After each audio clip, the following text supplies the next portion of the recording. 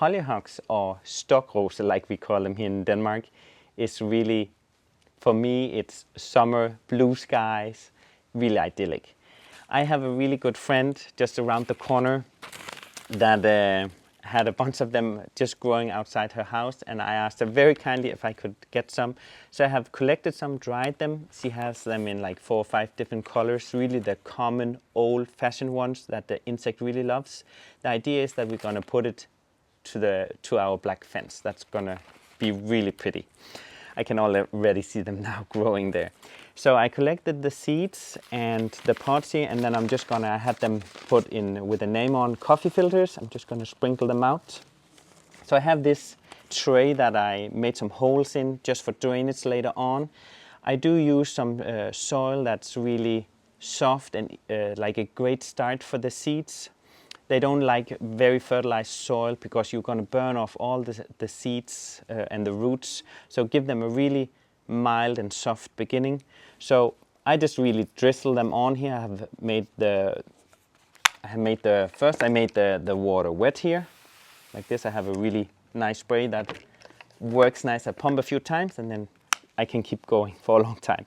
So I sprinkle the seeds here. You don't be scared about you put too many, because later on you're gonna repot them on in bigger pots.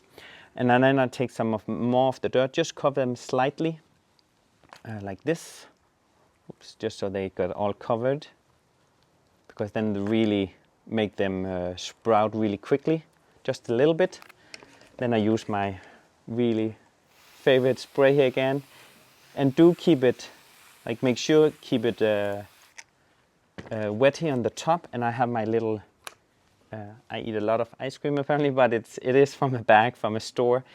So I just have it here with the name on, so I make sure what color it is. So later on I know where I plant them out in groups. So I'm gonna put these I put in the greenhouse. You can, if you don't have a greenhouse, you can put them near window sill or whatever, and then just wait. They sprout really quickly in heat and sun.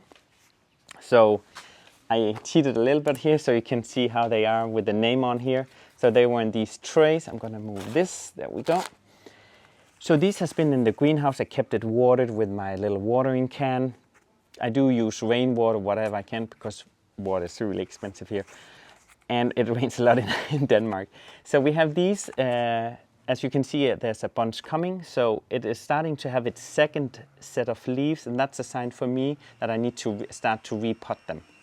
And then I'm gonna repot them over in a pot with a very fertilized soil, and with one plant at a time here. And then I keep it watered and store them in the greenhouse, or if you don't have a greenhouse, you can put them in a little, if you have a porch or something where there's some sunlight, and keep it watered, and then later on you can plant them out.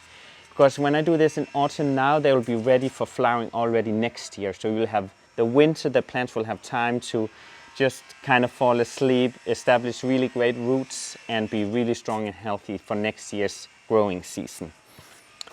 So here we go. I'm going to show you here how I'm going to do it. I'm actually then again, you can use your thumb or this little pick here, over here. I'm actually just going to use my thumb. Make a little hole here.